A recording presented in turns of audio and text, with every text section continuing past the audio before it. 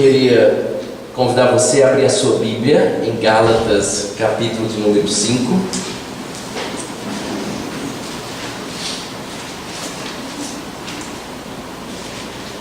Gálatas, capítulo 5, é o texto que eu pretendo falar nessa segunda conferência da Reforma. E como tem por tema a Reforma e a sua mensagem, essa foi uma das grandes mensagens da Reforma Protestante, que é a doutrina da justificação.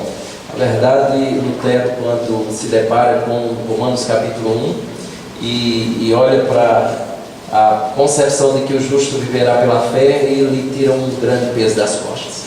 E é isso que eu quero que os irmãos possam entender. Tivemos um tema para essa meditação, que é Cristo e a cruz, nossa justificação, e é exatamente baseado nesse tema que eu queria discorrer. O capítulo 5 de Gálatas, versículos de número 13 a 15 é a base, ou na verdade é onde focarei. Todavia o meu trabalho nessa noite é tentar, junto com você, à luz da própria carta, da carta por inteiro, até o capítulo 5, obviamente, tratar do assunto. Darei uma ênfase nos versos 13, 14 e 15, mas eu quero fazer com que você perceba que a carta toda vem tentando desmistificar alguns pensamentos equivocados acerca da maneira como nós somos salvos. Então, esta é a tarefa dessa noite. Vamos à leitura. Capítulo 5, verso número 13 a verso de número 15. Capítulo 5, 13 a 15. Diz assim a santa palavra do Senhor: porque vós, irmãos, fostes chamados à liberdade, porém não useis da liberdade para dar ocasião à carne. Sede antes servos uns dos outros pelo amor. Porque toda a lei se cumpre em um só preceito, a saber, amarás o teu próximo como a ti mesmo. Se vós, porém, vos mordeis e devorais uns aos outros, vede que não sejais mutuamente destruídos. Até aqui. Eu queria iniciar com você contando uma pequena história que, com todas as reservas, guardadas as devidas proporções, porque essa história ela não expressa a graça de maneira plena. Ela tem algumas coisas que não expressa a graça de maneira completa, mas eu acredito que um trechinho dela expressa de forma plena exatamente o conceito da graça que a Escritura a essência da graça que a Escritura nos orienta, que nos mostra, que nos ensina. A história conta de uma mocinha que queria dar um grande presente à sua irmã. E o vendedor estava por trás do balcão e começou a perceber que tinha uma criancinha do lado de fora da loja que colocou o seu narizinho no vidro e tentando enxergar melhor aquela peça que estava no mostruário. Ali era uma joalheria.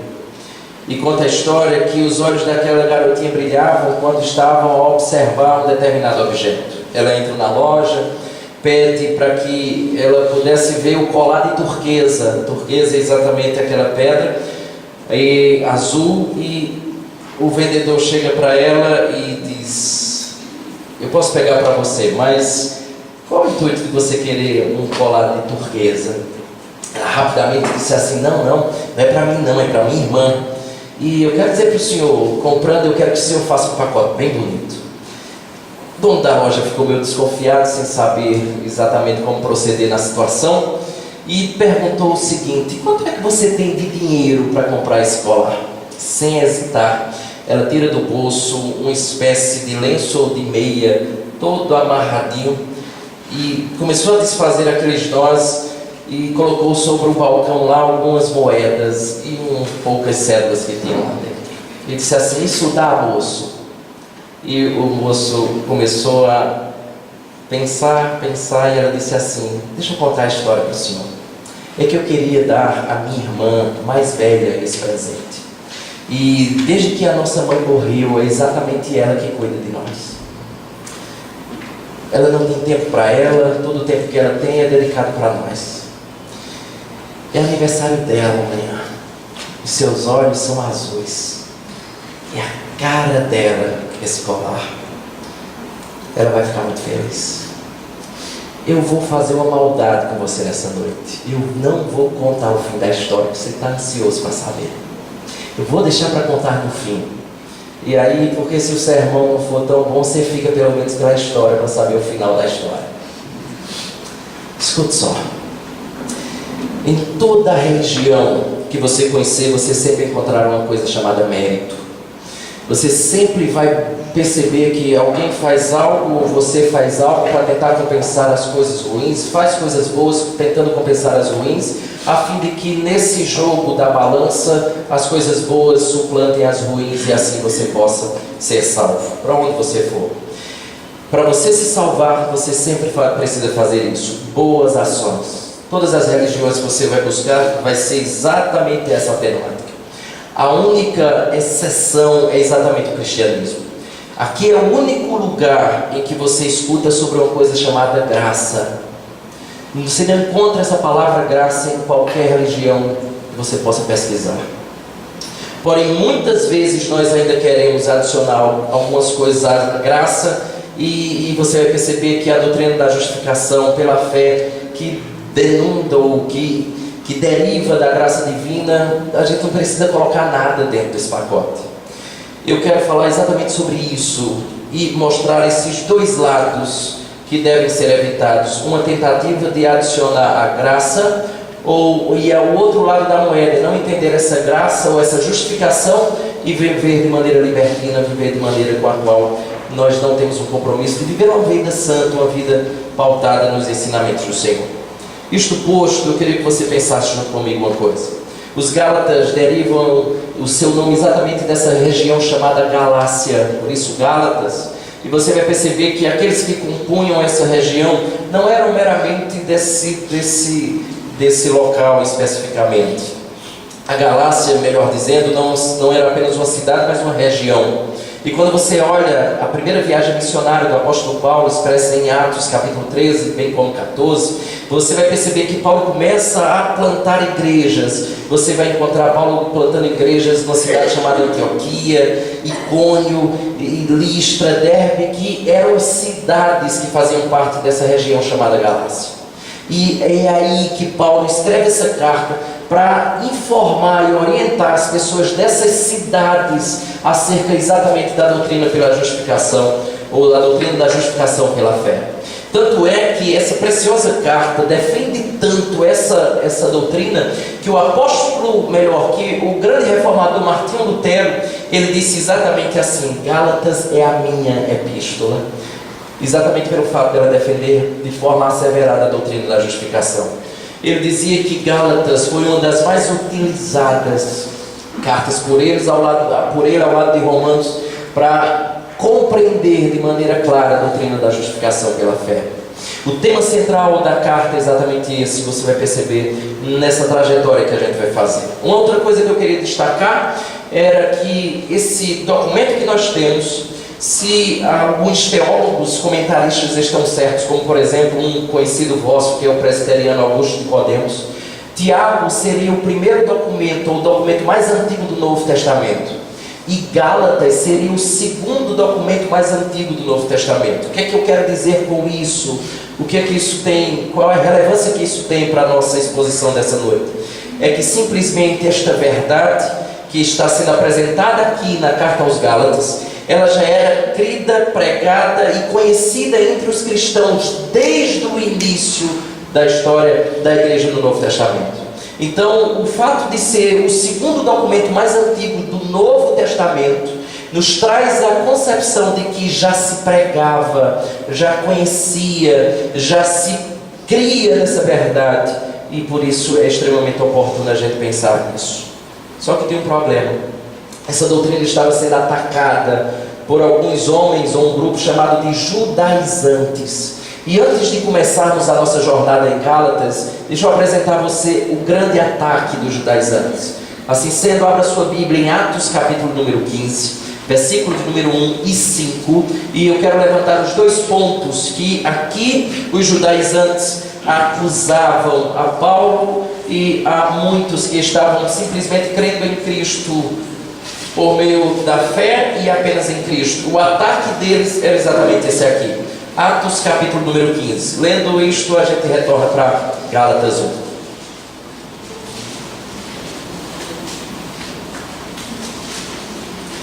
Atos 15, verso 1.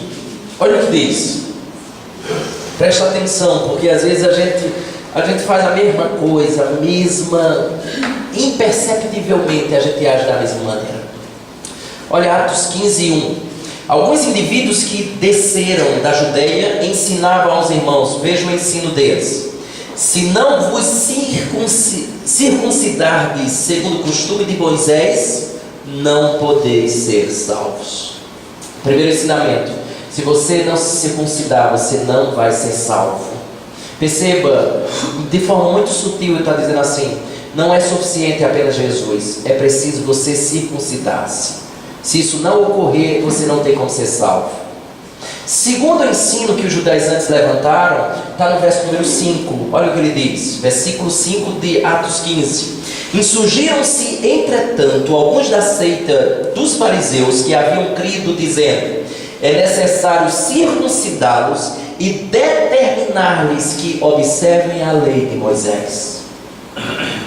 2 ataques. Primeiro: se vocês não se circuncidarem, vocês não serão salvos. E deixar ainda mais claro: se vocês não se circuncidarem, assim como não observarem a lei de Moisés, vocês não serão salvos. Não tem como, às vezes, a gente, não sei se você pegou esse tempo, talvez os mais antigos pegaram, de pessoas que iam dormir. Isso acontecia muito entre o meio pentecostal, pessoas que diziam assim: se eu dormir, não dormir arrumado, se Jesus voltar, o que é que vai acontecer comigo? Já escutou coisa assim? Por isso que pessoas dormiam, contam alguns que dormiam até de blazer, gravata, que era o receio de que se Jesus voltasse, ele ficava. E nós temos às vezes esse entendimento: se porventura Jesus voltar num determinado momento em que você cometeu um pecado, você vai para o céu ou fica? Meus irmãos, Jesus paga pelos nossos pecados passados, presentes e futuros. Ele levou sobre si os nossos pecados, cometidos ontem, hoje e que porventura cometeremos no futuro. De modo que não existe absolutamente nada que precisamos inserir para que a salvação de fato ocorra na nossa vida. É Cristo e tão somente Jesus. Agora volta para Gálatas e vamos dar agora uma passeada boa na carta. E você vai perceber o que aqui Paulo estava tentando. Veja, Atos 15, verso 1 e 5, é exatamente o que estava acontecendo entre os Gálatas. E aí Paulo vai dar uma resposta a esses dois pontos que foram levantados pelos homens aqui, os judaizantes, na tentativa de dizer assim: vocês tudo bem, creiam em Cristo, mas vocês não podem deixar de se circuncidar, nem tampouco de observar a lei de Moisés, porque se vocês não fizerem isso, vocês não se salvarão. Volta agora, Gálatas, só que a partir do capítulo 1, versículo número 6. Olha o que diz lá. Capítulo 1, versículo número 6. Qual é o maior problema? O maior problema é que os Gálatas estavam abraçando a heresia dos judaizantes. Logo, quando Paulo escreve essa carta, eles já estavam no que ele chama de processo de abandono. Eles já estavam abandonando a verdade do Evangelho. Veja verso 6, capítulo 1. Admira-me, aqui poderia ser traduzido por chocado, tá? Chocado. Admira-me, ou chocado, que estou chocado que estejais passando tão depressa daquele que vos chamou da graça de Cristo para outro evangelho. É como se ele estivesse dizendo assim: meus irmãos, eu estou chocado pela receptividade que vocês estão tendo para com as palavras desses homens. Vocês escutaram a mais pura palavra do Senhor e de repente alguém chega propondo uma nova coisa, um ensinamento totalmente diferente, e vocês estão abraçando essa verdade. E perceba, eu estou chocado, admirado. Verso número 7, capítulo 1. O qual não é outro, ou seja, que na realidade não é o evangelho que vocês estão escutando, senão que há alguns que vos perturbam e querem perverter. Perverter é distorcer o evangelho de Cristo. Aí Paulo diz assim: mas escutem, eu sei, eu tenho notícias de que vocês já estão deixando de lado o evangelho. Vocês estão muito receptivos ao que esse povo está dizendo. Admira-me, chocado estou. Tem gente dentro de vocês distorcendo o evangelho, perturbando. Mas eu quero dizer uma coisa: escutem o que eu vou dizer. Verso 8 e 9, olha o que ele diz: Mas ainda que nós, ou um anjo vindo do céu, vos pregue o evangelho que vá além do que vos tenham pregado, seja anátema, seja amaldiçoado. Ele está dizendo um evangelho diferente do que preguei para vocês. E preste atenção numa coisa, repetição na Bíblia é ênfase, tá?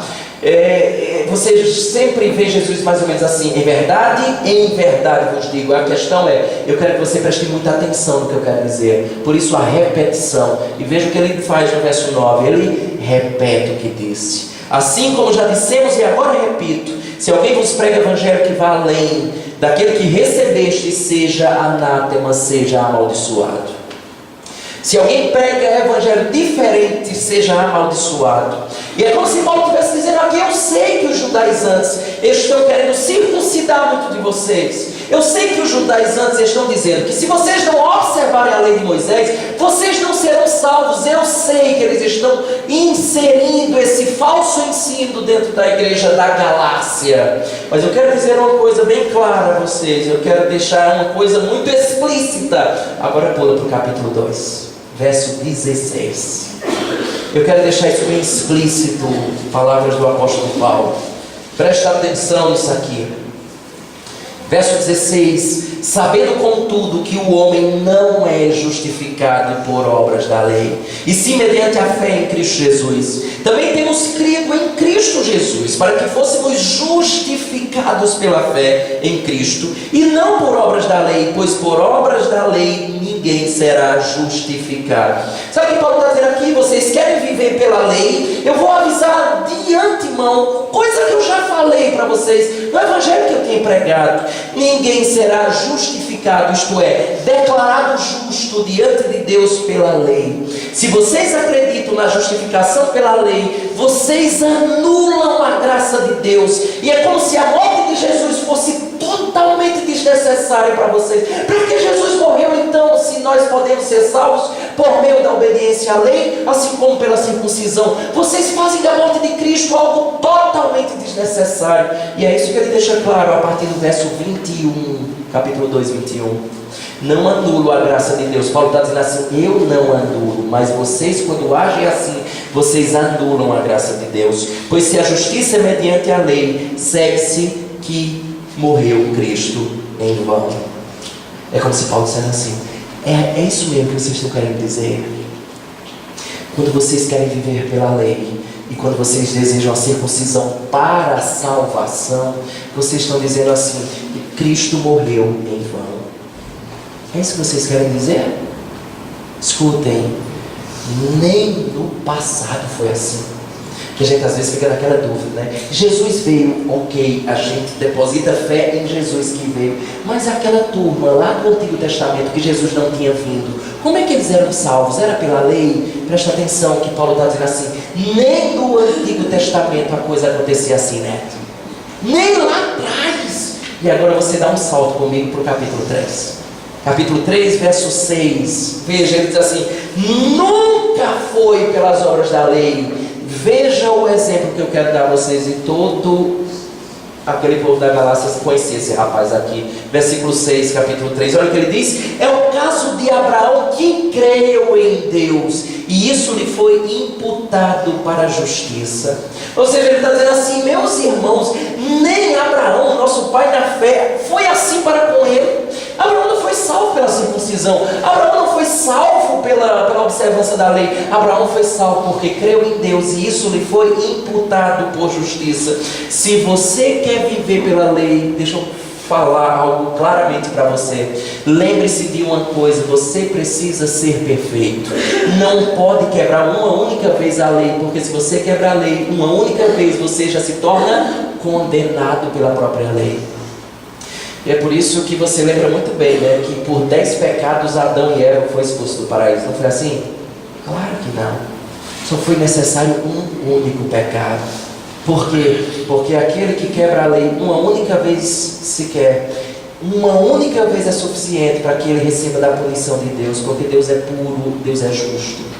Assim sendo, veja que Paulo está dizendo assim: quer viver pela lei, meu filho? Ok, você vai viver, mas presta atenção, você precisa ser perfeito.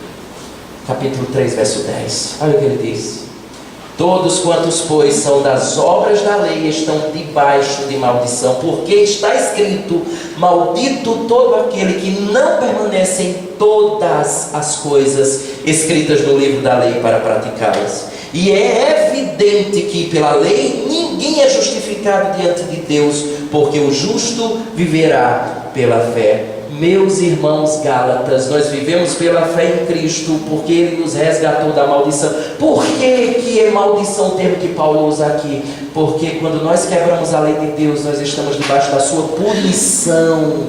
E isso é maldição, porque nós sabemos que Deus precisa julgar o pecado.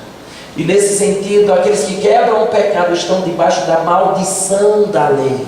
E é por isso que ele está dizendo que nós, se formos viver pela lei, estamos debaixo dessa maldição. Só que ele aperta os Gálatas um pouco mais. Observe isso no verso 13. Olha o que ele diz: Cristo nos resgatou da maldição da lei, fazendo-se Ele próprio maldição em nosso lugar. Meus irmãos, quando vocês tentam se salvar pela observância da lei, vocês estão perdendo de vista isso aqui, verso número 13. Vocês estão desprezando o sacrifício de Jesus.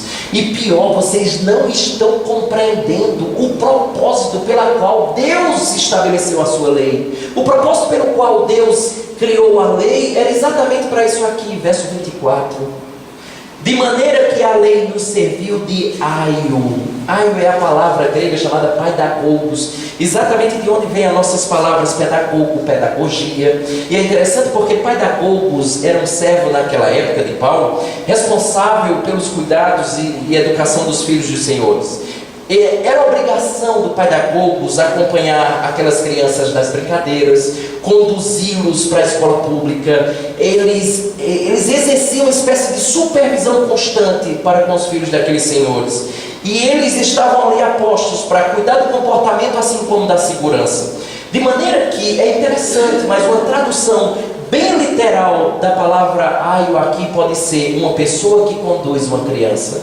Veja só que coisa interessante se você traduzir assim. Olha só: de maneira que a lei nos serviu de, ou como uma pessoa que conduz uma criança. Quando aquela criança chegava à maior idade, não precisava desse paidagogos, desse servo. Mas veja que coisa bela é esse grande ensino aqui do apóstolo Paulo. Se a palavra literalmente significa uma pessoa que conduz uma criança ou que conduz outro, a tradução seria: de maneira que a lei nos serviu de um condutor. É como se a lei pegasse assim você pela mão e diante do quadro, quando você, por exemplo, lê os 10 mandamentos: não adulterarás, não terás outros deuses, não cobiçarás, não dirás falso testemunho. Pega a lista e faz ou joga contra você. Quantas vezes você mentiu na vida? Aí você, eu já perdi as contas. Quantas vezes você já cobiçou o que não era seu? Quantas vezes você já teve outros deuses que não Deus na sua vida? E você vai levantando, vai percebendo quantas vezes você quebrou a lei. E você, por uma quebra de lei, já se tornou maldição. Você já deve ser punido pelo próprio Deus. A lei diz assim: você não tem como se salvar. Então o paidagogos, a lei aqui é exatamente isso. A lei pega na sua mão e traz você para Cristo. Você não pode se salvar, mas tem alguém que pode te salvar. É isso que ele está dizendo no verso 24. De maneira que a lei nos serviu de aio, daquele que pegou-nos pela mão e nos colocou, ou nos conduziu a Cristo, a fim de que fôssemos justificados por fé. A lei me leva àquele que pode me salvar. Isso que ele está dizendo aqui. A lei mostra a nossa necessidade de um Salvador, porque só existia alguém que cumpriu toda a lei. A Bíblia diz que Cristo não teve pecado, Ele nunca quebrou a lei. Pula para o capítulo 4. E é por isso que agora houve. Você está percebendo a maneira com a qual Paulo está discorrendo, de maneira muito lógica, de maneira muito sensata. Quando chega no capítulo número 4, você não tem como se salvar. A lei lhe conduz a Cristo. E você agora dá para entender porque Cristo se fez carne e habitou entre nós. Veja, capítulo 4, verso 4. assim: ouvindo, porém, a plenitude do tempo, Deus enviou seu Filho, nascido de mulher, nascido sob a lei, para resgatar os que estavam sob a lei, ou seja, debaixo da maldição da lei, a fim de que recebêssemos a adoção de filhos. Essa é a única maneira de você sair debaixo da punição da lei. É a única maneira de você se tornar filho de Deus. É exatamente pela pessoa de Cristo, tão somente por Jesus Cristo. E é assim que nós chegamos ao capítulo 5. O texto que nós lemos inicialmente. Até aqui, presta atenção, repetidas vezes, Paulo está dizendo que eles não precisam temer, melhor dizendo, nenhuma condenação em virtude de seu fracasso de obedecer à lei, porque obedece e de repente a gente se frustra, tal como essa turma se frustrava em não conseguir obedecer à lei de forma plena. E ele está dizendo aqui: não precisa, vocês não precisam temer nenhuma condenação por não observarem a lei de maneira plena, porque vocês não são justificados pela lei que vocês obedecem, mas vocês são justificados pela lei que alguém obedeceu no vosso lugar. E aí ele começa com a mensagem radical do Evangelho: mesmo que eu quebre a lei de Deus, eu não serei condenado, porque Jesus cumpriu a lei, e se eu estou nele, eu cumpri a lei junto com ele, portanto sou salvo. Você pode entender agora Romanos capítulo 8, verso número 1, quando Paulo diz assim: agora, pois, nenhuma condenação há para aqueles que estão em Cristo Jesus, o nosso Senhor. O contrário é a mesma coisa. Aqueles que não estão em Cristo Jesus, o nosso Senhor, não podem ter salvação, ou eles estão condenados. Aqueles que estão em Cristo, não há nenhuma condenação. Vamos ao verso 1. Olha que coisa interessante. Eu queria só que você entendesse uma coisa antes da gente entrar no verso 1. Por quê? Porque esse tipo de discurso aqui pode dar a entender, e esse é um questionamento que muitas vezes aparece, de que pessoas dizem assim: ah, pastor, eu vou dizer uma coisa, vai pregar esse tipo de coisa para as pessoas, porque se você disser esse tipo de discurso, elas simplesmente vão viver de maneira libertina. Esse tipo de discurso, ele promove a libertinagem, pessoas que não vão estar nem aí mais de estar obedecendo à lei do Senhor. E quero dizer uma coisa a você: o grande risco que Paulo correu aqui quanto a isso, que risco é entre aspas aqui, tá? É que os Gálatas eram pagãos, eram pessoas que viviam quebrando a lei de Deus continuamente no seu dia a dia, de maneira que é um pouco disso que Paulo vai dizer: o fato de eu não obedecer à lei para a salvação não deve me levar também à libertinagem. E essas duas coisas ele vai deixar muito claro aqui. Pula para o verso 1 do capítulo 5, presta atenção no que ele diz. Verso número 1, capítulo 5: para a liberdade foi que Cristo nos libertou, permanecei pois firmes e não vos submetais de novo a jugo de escravidão. Para mim o verso 1 aqui resume basicamente o livro inteiro. Sua frase inicial é bem forte, parece ser repetitiva, né? Pérgole aqui: Cristo vos libertou para a liberdade. Uma repetição aqui. Em certo sentido, eu penso que a missão inteira de Jesus foi uma operação de libertação. O verbo que aqui é traduzido por nos libertou, ele está num tempo que não tem no nosso português, é um tempo grego que significa uma ação que foi única no passado, mas que tem consequências para o presente. Qual foi a ação única no passado? A ação única no passado foi a morte de Cristo. E o que é que essa morte de Cristo trouxe-nos de implicação para os nossos dias? É de que por meio dessa morte houve libertação para nós.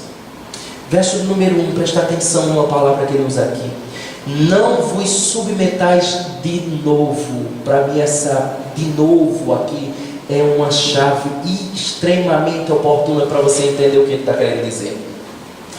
Os Gálatas eram pagãos, eram idólatras, como nós dissemos há pouco. Agora presta atenção no que ele está dizendo, porque para mim é a afirmação radical do apóstolo Paulo aqui. A idolatria pagã. Eles não eram pagãos? Não viviam distantes de Deus? Não queriam saber absolutamente de Deus? Viviam uma vida promíscua, depravada? Então o que Paulo está dizendo aqui? A vida que vocês viviam, ou seja, a vida pagã, a idolatria pagã, assim como o moralismo bíblico, que moralismo bíblico aqui entenda, obedecer à lei de Deus para alcançar salvação. Ou um ou outro ou o paganismo, ou essa vida de tentar obedecer à lei de Deus para ser salvo, na prática são a mesma coisa. Por isso ele usa a expressão de novo aqui. Paulo está dizendo que no final das contas, tudo isso constitui uma escravidão espiritual. Sob a circuncisão e a guarda da lei, vocês vão experimentar a mesma coisa que vocês experimentaram no paganismo. Sabe o quê? Que lá vocês percebiam, vocês viviam em ansiedade, viviam com a culpa, com aquele fardo da vida, por perceberem que vocês não estão sendo bons o suficientes para alcançarem a salvação. Aqui da mesma forma, se vocês viverem de maneira a observar a lei para ganhar a salvação, vocês vão viver nessa mesma escravidão. Vocês vão viver na culpa, vocês vão viver na ansiedade e carregando esse fardo, porque invariavelmente vocês vão perceber que vocês quebram a lei de Deus, mesmo tendo sido transformados por Deus. É escravidão da mesma maneira. A vida será baseada em medo, orgulho, culpa, até mais talvez do que como vocês viviam quando pagãos. Por fim, vocês vão enfrentar uma decisão extremamente ou crucial na vida de vocês. Qual é a decisão crucial? É que ou vocês fazem de Cristo o vosso tesouro, onde vocês encontram perdão e salvação, ou vocês se voltam para a obediência à lei e a circuncisão. Qual dos dois vocês escolhem? E aí você vê isso no verso número 2. Olha o que ele diz, verso 2: Eu, Paulo, vos digo que se vos deixar de circuncidar, Cristo de nada vos aproveitará. Certo sentido, o que Paulo está dizendo aqui é mais ou menos o seguinte: quando vocês acrescentam algo a Cristo, vocês subtraem o próprio Cristo. É como luz e trevas, luz e escuridão. Acendeu a luz, foi embora as trevas. Acrescentou alguma coisa à obra de Cristo, vocês tiraram a obra de Cristo do todo. Não dá para as duas coisas caminharem juntas. Não temos como nós nos apegar à graça se nós vivemos pelas obras. Ou graça ou obras. Porque se tiver obras, não tem mais graça. Verso número 3, olha o que ele diz: De novo testifico a todo homem que se deixa circuncidar, que está obrigado a guardar toda a lei. Você quer circuncidar? Acredita que isso vai trazer a salvação para você? Ok, você está obrigado a obedecer toda a lei. Pula para o verso 4, olha o que ele diz: De Cristo vos desligastes, vós que procurais justificar-vos na lei da graça, decaíste. Ou seja, quando você obedece à lei para se justificar, para ser salvo ou ajudar, ser uma espécie de complemento à salvação, eu vou dizer uma coisa para você: é como se você se desligasse de Cristo. Da graça você cai, porque você está querendo viver, ou desejando viver uma vida baseada nas suas obras. Se a salvação depende do seu desempenho, você nega a salvação pela fé em Jesus. Pule para o verso de número 5, olha o que ele diz: Porque nós, pelo Espírito, aguardamos a esperança da justiça que provém da fé. A palavra esperança aqui, ela é um pouco diferente do que nós estamos acostumados a entender. Esperança para nós tem um sentido de esperar que aquilo aconteça. E é interessante porque é como se esperança para nós é mais ou menos assim: você está em João Pessoa, foi passar o final de semana, sábado nublou, choveu, e alguém pergunta a você: será que vai fazer sol amanhã? Aí você diz mais ou menos assim: eu tenho esperança, eu espero que sim. Ou seja, não é algo que você pode garantir, mas é algo que você está gerando uma certa expectativa. Só que o termo aqui não é bem essa ideia de esperança como algo que eu não posso garantir. Talvez a melhor tradução para essa palavra é exatamente certeza absoluta. Então o verso número 5 seria mais ou menos assim: porque nós, pelo Espírito, aguardamos a certeza absoluta. O que é que você aguarda com certeza absoluta? O final do verso 5: a justiça que provém da fé. De que eu recebo a justiça de Cristo quando eu deposito a fé nele. de que a sua justiça vem para mim. Lutero chamou isso de a grande troca. Quando eu deposito fé em Jesus, a sua justiça vem para mim, os meus pecados vão para Ele. Essa é a essência que Paulo está tentando dizer aqui. De maneira que ele solta a bomba, e a bomba está no verso número 6, veja, ele diz: porque em Cristo Jesus nem a circuncisão, que a circuncisão aqui penso que está representando as obrigações religiosas, nem as obrigações religiosas, nem a incircuncisão, ou seja, representa aquela questão do paganismo, ou a imoralidade. Paulo diz assim, continuando o verso 6, tem poder ou valor algum, mas a fé que atua pelo amor. Qual é o ponto que Paulo está dizendo aqui? Presta atenção nisso.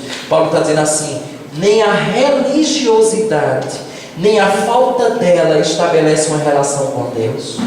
Você pode fazer todos os esforços religiosos, ser um ativista, fazer um monte de coisa para fazer com que, tentando com que isso gere uma relação com Deus. Isso não gera. E obviamente do outro lado, viver uma vida pagã, isso também não gera relacionamento com Deus. O que é que gera relacionamento com Deus? É exatamente a obra de Jesus. O que gera relacionamento com Deus é Cristo, é estarmos em Cristo, é por meio de Cristo. E não é à toa que a gente ora no final dizendo assim: em nome de Jesus, amém. Porque a gente não chega a orar, pedir, fazer qualquer outra coisa no nosso próprio nome, porque nós sabemos que não temos justiça própria. Nós fazemos tudo, oramos, rogando, dizendo: no teu nome, Jesus, Senhor, nos abençoa, mas por causa de alguém que merece, não por nós, porque nós não merecemos. Na verdade, carecemos das tuas bênçãos. Final do verso 6, olha o que ele diz: que o que tem poder, mas a fé que atua pelo amor. Veja que o que ele está deixando mais claro aqui é que a fé que atua pelo amor, ou a fé impulsiona o amor. Lembra que nós aprendemos desde cedo que Deus nos amou não por aquilo que fazemos para Ele, mas exatamente por sua infinita graça sobre nós, sem que nós pudéssemos fazer absolutamente nada em troca do que Ele fez. À luz disto, desse ensino, dessa verdade, ele está dizendo que atua pelo amor. Sabe como isso atua pelo amor? Paulo está deixando claro que quando nós servimos uns aos outros, não pelo que a pessoa pode nos dar de volta, mas por graça, mas por elas em si, nós entendemos exatamente o que Deus fez por nós. E o que Ele fez por nós, nós não merecíamos, nós não temos nada o que fazer em troca, no sentido de pagar o que Ele fez por nós. Quando nós entendemos essa verdade, nós agimos para com as pessoas de igual maneira. A fé impulsiona o amor a vivermos uma vida de amor. E veja, Paulo diz uma coisa que é impressionante e que você já presenciou na vida de algumas pessoas. Verso 7 ele diz: vós corrieis bem, quem vos impediu de continuardes a obedecer à verdade? Tem gente que começa a correr bem, dispara, corre muito bem, amadurece rápido, é uma bênção dentro da igreja, é um instrumento de Deus na vida do pastor, mas de repente começa a fraquejar na caminhada. Paulo está dizendo que impediu vocês de continuar a correr tão bem. Vocês começaram tão bem. Isso aqui tem um ensino muito bom, é que não basta começar bem, é preciso continuar e terminar bem. É por isso que esse momento aqui é extremamente oportuno, não para que meramente você comece bem a sua caminhada cristã, mas igreja é um presente de Deus para que você continue bem e termine bem. Pule para o verso, eu vou dar um salto aqui, pule para o verso de número 13. Vejam, Paulo colocou a doutrina aqui para nós. Qual é o ponto? Você não precisa observar a lei para ganhar salvação. Você não precisa se circuncidar para alcançar a salvação. O que é que você precisa para ser salvo? Cristo, Jesus, tão somente Jesus e toda a sua obra. E como é que fica essa coisa? Ok, então a gente não precisa observar a lei para alcançar a salvação, não.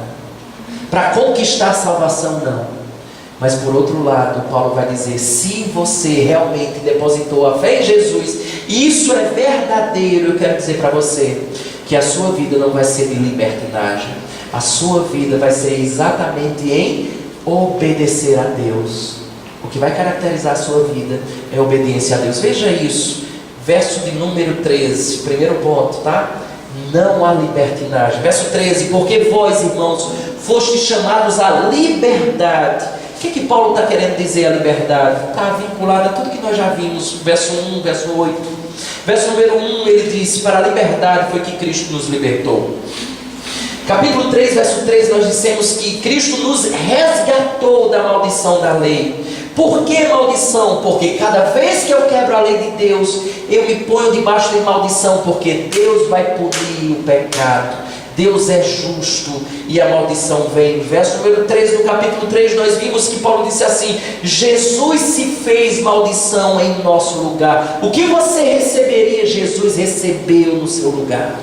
Então, quando ele chega aqui e vem dizendo para você e para mim, ele nos libertou. O que ele está dizendo? Ele libertou você de viver uma vida em observar a lei para conquistar a salvação. Ele lhe libertou disso. Você não precisa viver dessa maneira. Pare de observar a lei de Deus para conquistar a salvação. Isso é obras. E você anula a graça e a obra de Jesus. Quando você vive uma vida em obedecer à lei para se salvar, você se torna um escravo. E lembre-se, desta escravidão Jesus nos libertou. Assim sendo, vocês foram chamados para serem livres nesse aspecto. Livres. Se alguém persuadir vocês de que precisam observar a lei e para que haja um certo auxílio na salvação, eu quero deixar bem claro, vocês não precisam observar a lei para ganhar a salvação, porque esta persuasão não vem de Deus. Essas palavras não vêm de Deus, como ele diz no verso número 8. Essa persuasão não vem daquele que vos chama. Ele libertou vocês para que vocês vivam nessa liberdade. Só que agora o meu desejo é que você não caia no outro extremo. Qual é? É viver uma vida de libertinagem. Ok, se o meu pecado já não me condena mais, se de fato eu estou em Cristo, eu vou viver da maneira que agora eu quero. Paulo está dizendo assim, não, você não entendeu a coisa. Jesus não lhe libertou para você viver de maneira libertina. E é isso que ele vai tentar dizer. Verso 13 ainda na parte B. Olha o que ele diz. Porém não useis da liberdade para dar ocasião à carne. Meus irmãos, isso aqui é pura prática. Veja que a gente vem discorrendo o tempo todo doutrina, justificação pela fé, e que você é salvo pela obra de Cristo, não por aquilo que você faz. E aqui ele aplica a doutrina. Isso é fantástico. Vocês foram chamados à liberdade, mas não transformem a liberdade que tem para vocês darem ocasião à carne. Presta atenção numa coisa. A palavra ocasião aqui significa pretexto. Ocasião aqui significa oportunidade, motivo. Olha que coisa interessante. A palavrinha grega aqui para ocasião, ela significava uma base de operações de onde partia uma atividade qualquer. Geralmente era a palavra utilizada no meio militar.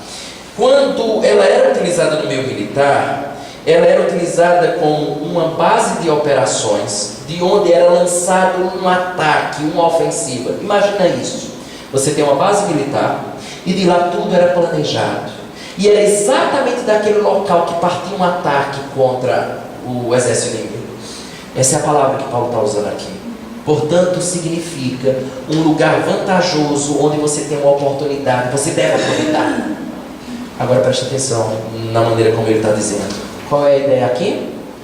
Não usem da liberdade que vocês têm para dar oportunidade da carne fazer uma ofensiva, atacá-lo. A graça da liberdade não pode servir de base de onde a carne lança seus ataques. E a carne aqui é representada como uma oportunista, sempre pronta para aproveitar-se da oportunidade. Não dê essa oportunidade, porque se você der, ela ataca, ela lança uma ofensiva.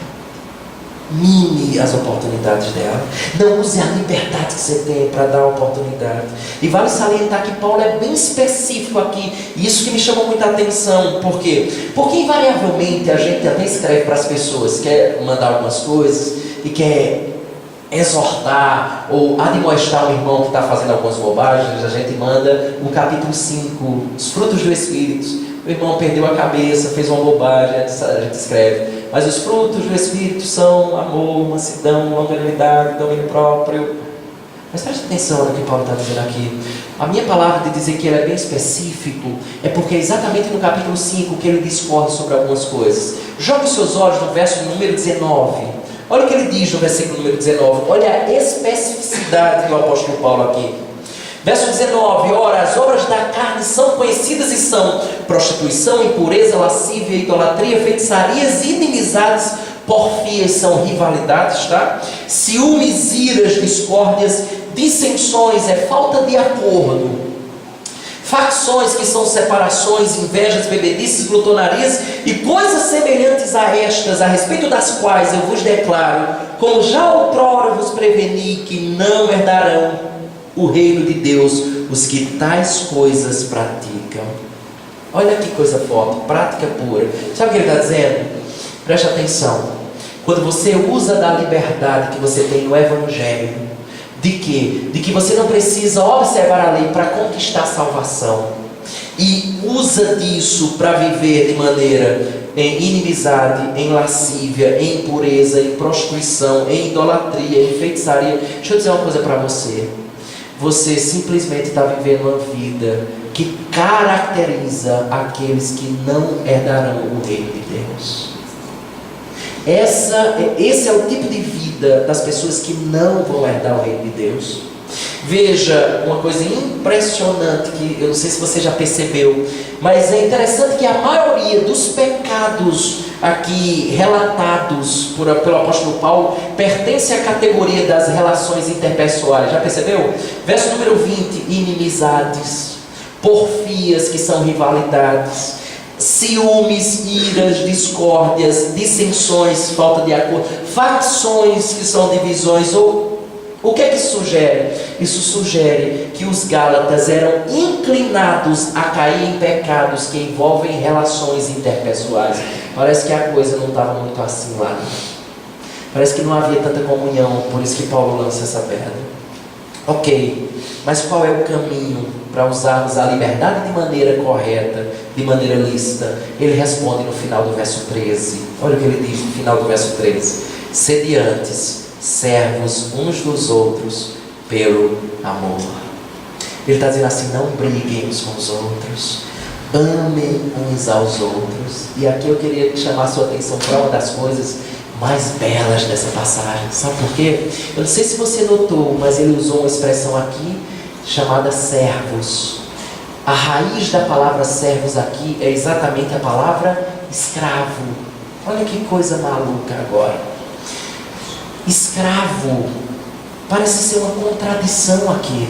Lembra, percebe que o tempo todo ele vem argumentando, dizendo: vocês são livres, vocês não devem ser mais escravos, vocês foram libertos. E lembre que a obrigação que acabou para o cristão é obedecer à lei para alcançar a salvação. Mas observe, aqui tem algo muito interessante. É que a verdadeira liberdade se realiza na escravidão do amor. Eu vou tentar ser claro para você quanto a isso, porque isso foi uma das coisas mais belas que eu vi aqui. Agora que nós somos salvos por meio de Cristo, nós obedecemos a lei não para nos salvar, nós obedecemos a lei como uma expressão de nosso amor por Ele. Lembra de João capítulo 14, verso 21, que ele diz assim: aquele que tem os meus mandamentos e os guarda, ele diz, esse é o que me ama. A obediência aos mandamentos do Senhor é a nossa expressão, é o nosso Senhor, eu te amo. Meus irmãos, lembra exatamente uma coisa preciosa. A Escritura diz: nós o amamos porque Ele nos amou primeiro. Nós podemos resumir uma coisa aqui muito linda, que liberdade sem amor é libertinagem. Liberdade mais amor se chama serviço aos outros. O Tim Keller, um teólogo presbiteriano também, escreve muito bem. Ele tem uma frase que me arrebatou o coração. Ele escreveu assim, ele disse: o amor é a perda de liberdade mais libertadora que existe. Você entendeu? Vou repetir. O amor é a perda de liberdade mais libertadora que existe. Como entender isso? É simples. É porque com amor você não está preso a sentimentos ruins. Com amor você não está preso à angústia. Com amor você não está preso à falta de perdão, a coisas que são nocivas para o seu relacionamento interpessoal. Você não está escravizado, enclausurado na amargura de não poder perdoar, carregando esse peso o tempo todo. O amor é a perda de liberdade mais libertadora que existe. Por quê? Porque com amor você está preso aos sentimentos mais nobres que nós podemos ter, aos sentimentos mais apropriados, melhores, benéficos, não apenas para você, mas também para os relacionamentos que você tem. E tal como ele foi específico na lista anterior, ele também é específico. E é por isso que penso eu que ele traz a lista dos frutos do Espírito. O amor expressa todas essas coisas. E por isso ele começa a lista: os frutos do Espírito é amor, paz, alegria, longanimidade, benignidade, bondade, fidelidade, mansidão, domínio próprio. Isso não é só bom para você, não. Isso é bom para os seus relacionamentos interpessoais. Já viu quantos problemas você evitou quando você teve paciência, longanimidade, domínio próprio? Certa vez eu estava no carro e o cara me deu uma fechada e de repente colei do lado dele. Doido para dizer um glória a Deus e aleluia, um Deus te abençoe, né? Ele fica louco para dizer essas coisas. Mas eu encostei do lado dele e ele estava agoniado porque eu percebi que ele ia. Eu disse: não tem problema não, está tudo bem. Foi impressionante que o semblante mudou. É aquele velho ditado: quando um não quer, dois não brigam. Quantas vezes você pode evitar coisas prejudiciais só observando essas coisas? Porque o amor é a perda de liberdade mais libertadora que existe. Porque você não está preso a sentimentos nocivos, ruins, danosos para a sua vida. Primeiro ponto: não há libertinagem. Quando alcançado por Cristo, justificado por meio da sua obra, eu não vivo uma vida libertina. Por quê? Porque a vida libertina caracteriza aqueles que não herdarão o reino dos céus. Segunda coisa: aquele que foi justificado por Cristo pela sua obra, ele vive para amar o próximo. Veja se não é assim, verso número 14. Olha o que ele diz, versículo número 14: porque toda a lei se cumpre em um só preceito, a saber, amarás o teu próximo como a ti mesmo. Deixa eu dizer uma coisa para você, resumindo o que ele está dizendo. É óbvio que Jesus mesmo disse: a lei se resume em 2 mandamentos: amarás o Senhor teu Deus acima de todas as coisas e amarás ao próximo como a ti mesmo. Só que aqui você vê Paulo dizendo que se você amar o próximo, você cumpre toda a lei. Qual o ensino aqui do apóstolo? Simples. É que o apóstolo está reverberando o ensino de Jesus também. João disse assim, 1 João capítulo 4: se alguém disser amo a Deus e odiar a seu irmão, é mentiroso, pois aquele que não ama a seu irmão a quem vê, não pode amar a Deus a quem não vê. Qual é a dinâmica aqui dele? É de que à medida que você demonstra amor pelo seu irmão, de forma simultânea você demonstra amor a Deus. Porque aquele que ama o seu irmão também expressa que ama a Deus. O que é que haverá de aparecer isso tudo? Os frutos do Espírito. E como ele diz no fim do verso 23, contra estas coisas não há lei. Terceira e última coisa é que aqueles que foram justificados, primeiro, não vivem uma vida libertina, verso 13. Segundo, eles vivem para amar o seu próximo, porque isso expressa o seu amor para com Deus. E em terceiro lugar, nós fomos salvos por Deus, justificados por Cristo. Sabe para quê? Para nós edificarmos a vida dos outros. não para destruirmos a vida nem a comunidade a qual estamos inseridos. Observe isso no verso 15, olha o que ele diz. Se vós, porém, vos mordeis e devorais uns aos outros, vede que não sejais mutuamente destruídos. Essa é a atitude oposta do verso 13 e 14. Segundo alguns estudiosos, parece que já havia entre os Gálatas brigas, confusões. Por isso que ele traz aquela questão nas obras da carne, muitos pecados relacionados com relacionamentos interpessoais. Parece que havia aquelas rivalidades que são comuns, né, entre cidades, entre povos, pessoas. E talvez, mesmo com o Evangelho, isso não havia sido eliminado entre os Gálatas. Parece que os crentes gálatas estavam distantes de amar uns aos outros. E presta atenção numa coisa: a advertência de Paulo revela conflitos dentro daquela igreja, brigas, controvérsias, discussões. Por qual motivo? Parece ser exatamente a heresia dos judaizantes. Essa heresia que, por um lado, parece ter três grupos dentro daquela igreja. Primeiro, daqueles que seguiam os judaizantes. Não é verdade. Desde o Antigo Testamento a gente devia obedecer à lei de Moisés. Nós devemos nos circuncidar, ou seja, tem um grupo que abraçava essa verdade. Por isso Paulo diz: eu já estou chocado porque vocês estão deixando o verdadeiro evangelho. O segundo grupo seria exatamente aquelas pessoas que não, já fomos alcançados, justificados, não precisamos obedecer à lei para a salvação, então vamos viver de maneira libertina. E Paulo condenou. Todavia, parece ter um terceiro grupo que acreditava da maneira que Paulo estava ensinando, de que nós não precisamos obedecer à lei para sermos salvos, mas que de fato somos salvos por meio da obra de Cristo. E eles estavam crendo nisso. Só que nesses três grupos estavam havendo muitos conflitos, e por isso que Paulo usa, veja a gradação aqui, olha os termos que Paulo usa, verso 15: morder, devorar, destruir. É mais ou menos como você faz comendo. Você morde, foi embora, acabou. Paulo está dizendo assim: escute, se vocês continuarem a agir dessa maneira, se mordendo uns aos outros, olha os termos que ele está usando, vocês estão agindo como animais selvagens. A ética silvestre está tomando conta da igreja. Tanto é que um teólogo alemão chamado Adolf Paul, ele disse uma coisa muito sarcástica. Ele disse assim, de forma sarcástica: o apóstolo Paulo descreve a situação das igrejas da Galácia como um tumulto do canil. Você já visitou um canil tumultuado? Você já viu como é? É bem tranquilo. Você chega a dar uma paz. Ele está dizendo assim: a situação é mais ou menos essa. Vocês se mordem, vocês estão se devorando, e sabe qual é o fim disso? Vocês vão se destruírem. A advertência de Paulo é: se isto não for solucionado, sabe qual é o fim de vocês? Destruição. Esse é o efeito, não apenas que as brigas trazem, mas que a heresia traz. Não à toa que o termo heresia significa exatamente divisão, e traz controvérsias, e é isso que estava trazendo.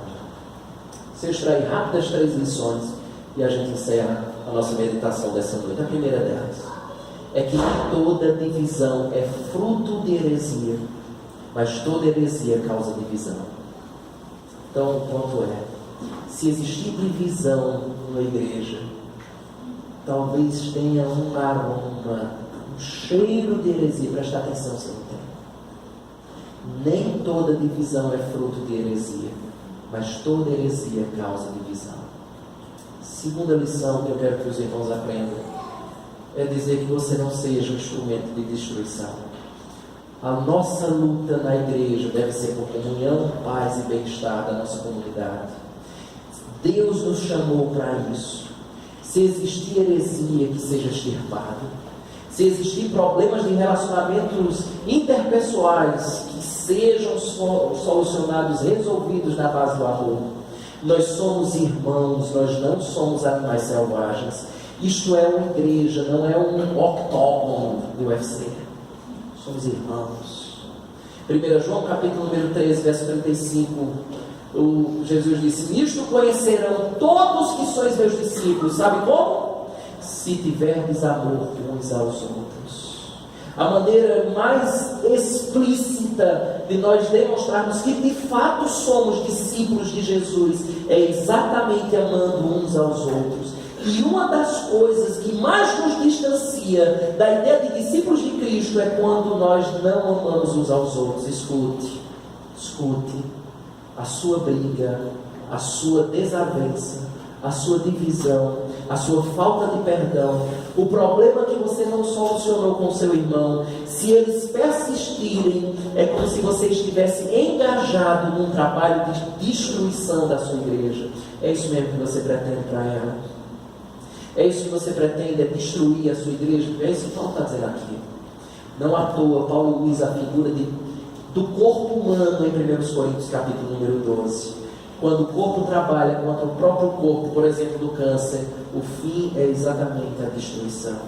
Escute, suas brigas, suas desavenças, suas divisões, a sua falta de perdão, o seu problema não solucionado com seu irmão, é como um câncer que vai destruindo o corpo, a saber, a igreja de Cristo. Por favor, pare. Você não foi chamado para ser instrumento de destruição na igreja que você faz parte. Você foi chamado para ser instrumento de edificação, de bênção na vida do outro, e obviamente na vida de toda a igreja. Ame o próximo como a si mesmo. Terceira e última lição: analise-se seriamente à luz das duas listas apresentadas pelo apóstolo Paulo: obras da carne e frutos do Espírito. Por que eu estou dizendo isso?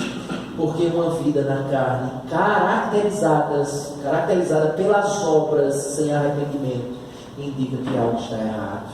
É por isso que no verso número 24 Paulo diz assim: e os que são de Cristo Jesus crucificaram a carne. Isto é, a sua vida não é caracterizada por estas coisas. Verso 25: se vivemos no Espírito, andemos também no Espírito. Andemos significa estilo de vida. A maneira de você viver é exatamente no Espírito, ou de acordo com os frutos do Espírito, expressando os frutos do Espírito, como disse Jesus lá no final do Sermão do Monte, Mateus capítulo 7, verso 17. Assim, toda árvore boa produz bons frutos. Deixa eu concluir relembrando a você aquela história. Lembra aquela mocinha na frente da joalheria, encostou o narizinho, olhando aquele colar de turquesa, e o Senhor sai do balcão e chega a ela. Ele diz: o que é que você quer? Eu quero dar esse colar de presente para minha irmã. Os olhos dela são azuis. E ela vai ficar muito feliz com isso. Mas o que é que você tem de dinheiro? Ela puxa aquela meinha toda enrolada e deposita a sua fortuna, algumas poucas moedas e uma ou duas cédulas. Escute, o homem foi para o interior da loja, colocou o colar em um estojo, embrulhou com um vistoso papel vermelho e fez um laço caprichado com a fita verde e disse assim para a menina: toma, pode levar, mas leve com cuidado. Aquela garotinha saiu feliz demais, saltitando, pulando. Você já assistiu o Chapeuzinho Vermelho? Ela saiu mais ou menos daquela forma. No mesmo dia, uma jovem de cabelos loiros e olhos azuis adentra aquela loja.